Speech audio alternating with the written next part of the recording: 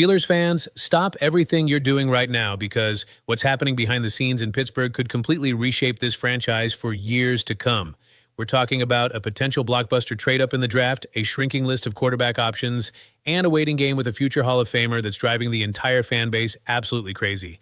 This is one of those pivotal moments where every single decision matters, and trust me, you're going to want to hear this entire breakdown. So if you haven't already, smash that subscribe button right now because we cover Steelers news every single day, and you do not want to miss what's coming next. All right, let me set the stage for you because this situation is getting intense in Pittsburgh, like genuinely heart-pounding, nail-biting intense. On one hand, you've got Omar Khan and the Steelers front office clearly gearing up to do something aggressive. They're sitting on a mountain of draft capital. They've got options. They've got flexibility. And all the whispers coming out of the organization suggest they're ready to make a splash. But here's the thing that's making everyone nervous. While the front office appears ready to go all in on upgrading this offense, there's still no answer at the most critical position in football. The quarterback spot remains a giant question mark hovering over everything like a dark cloud that refuses to move. And just when you thought maybe there was a backup plan in place, another option walked right out the door. Joe Flacco, the veteran signal caller who's been around the league forever, the guy who once won a Super Bowl and has proven he can still step in and manage a game when needed, well, he just signed with the Cincinnati Bengals. That's right. An AFC North rival scooped him up to back up Joe Burrow. And while Flacco was never going to be the long-term answer in Pittsburgh, he represented something important. He was a safety net, a fallback plan, a veteran presence that could hold things together if everything else fell apart. And now that safety net is gone. So let's really dive into what's happening here because I think a lot of people are missing the bigger picture. The Pittsburgh Steelers are entering the 2026 NFL Draft with 12 picks. 12? That's an absurd amount of ammunition for any team to be carrying. And if you know anything about how NFL front offices operate, you already understand that there's absolutely no chance they're using all 12 of those selections on draft day. That's just not how this works. When you have that kind of draft capital, you use it, you leverage it, you make moves. And Omar Khan has already shown us exactly who he is since taking over as general manager. This is not the same passive front office that we saw in previous eras. This is not a group of executives who sit back, cross their fingers, and hope that talent magically falls into their laps. No. This is an aggressive front office that has demonstrated a willingness to move up the board and secure the players they actually want. We saw it back in 2023 when they traded up to grab Broderick Jones.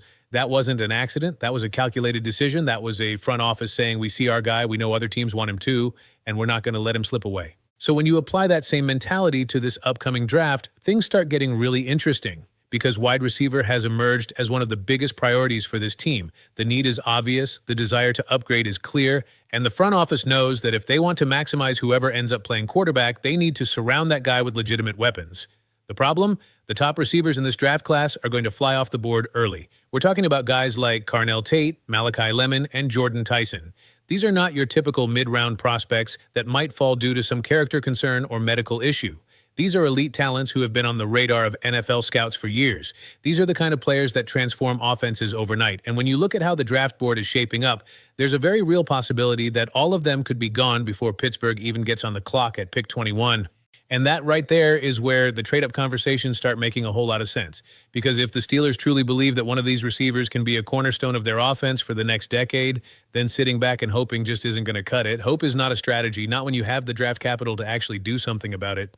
So let's talk about the scenarios that are floating around right now, because this is where things get fascinating. The first option involves the Dallas Cowboys. Now, Dallas is sitting at pick 12, and they've got their own issues to deal with: multiple roster holes, salary cap concerns, a fan base that's growing increasingly impatient with the direction of the franchise. For a team in that situation, accumulating extra draft picks might be more valuable than selecting one player at 12. So if Pittsburgh picks up the phone and offers a compelling package, suddenly you've got a scenario where the Steelers jump from 21 all the way up to 12. And at that spot, one of those top-tier receivers is almost certainly still available. But here's another scenario that might make even more strategic sense. The Tampa Bay Buccaneers are sitting at pick 15, and a trade to that spot would allow Pittsburgh to leapfrog several teams that might also be eyeing receiver help. We're talking about jumping over teams like the New York Jets, who have their own offensive needs.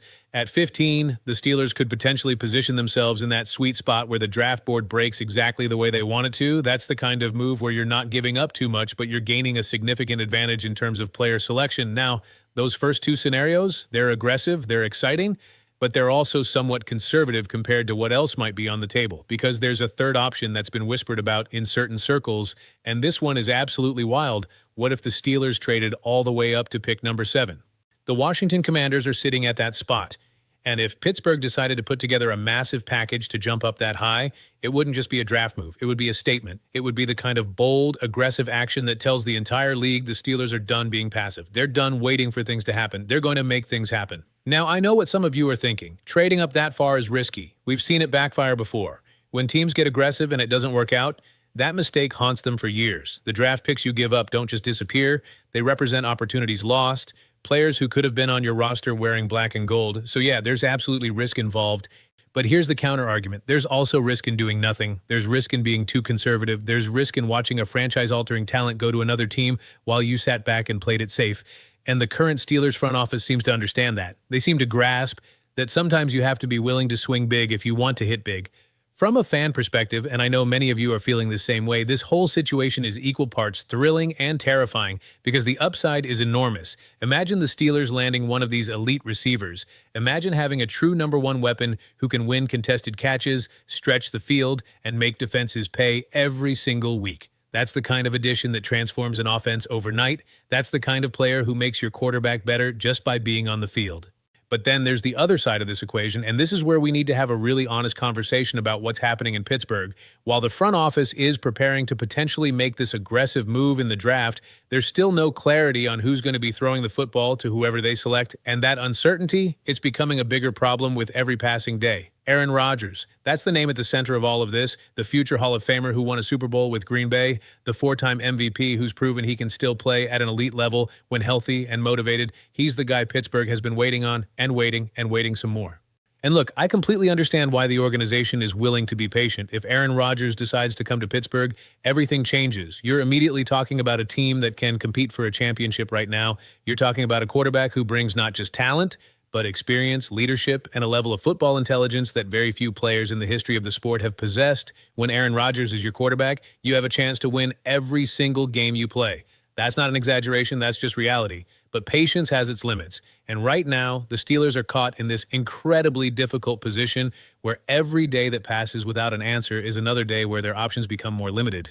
Joe Flacco signing with the Bengals is the perfect example. Here's a veteran quarterback who could have provided legitimate insurance for Pittsburgh. Was he the ideal solution? No, absolutely not, but he was something. He was a proven commodity who could step in and keep the offense functional if things went sideways.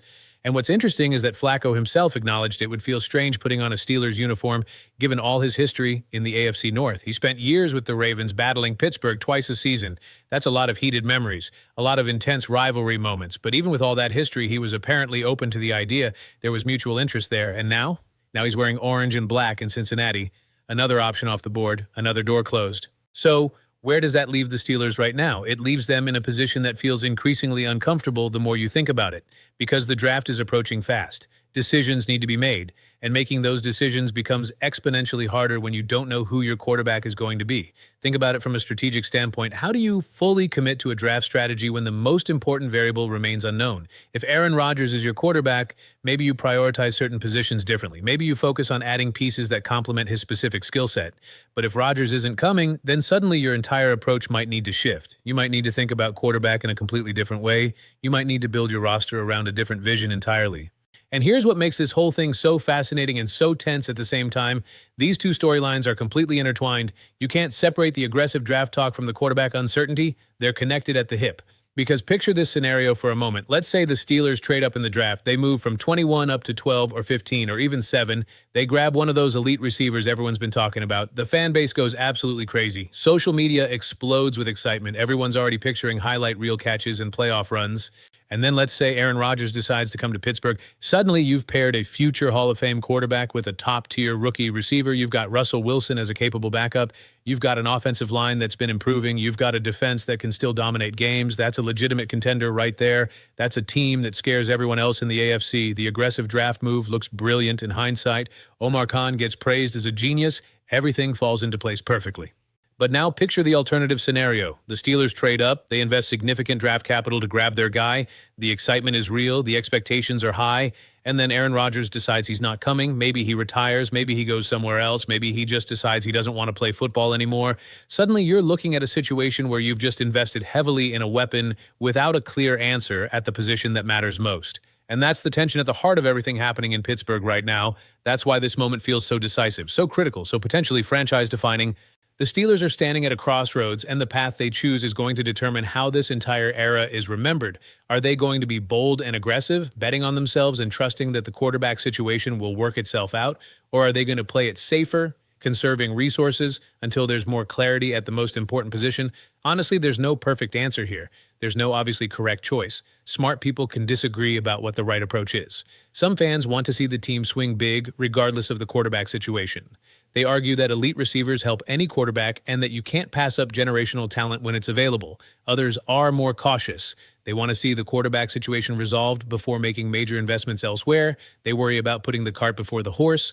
Both perspectives have merit. Both perspectives come from a place of genuinely wanting what's best for this franchise. And that's part of what makes this moment so compelling to follow.